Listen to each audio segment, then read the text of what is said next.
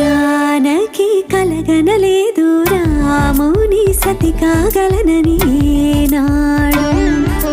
రాముడు అనుకోలేదు జానకి పతి కాగలనని ఆనాడు.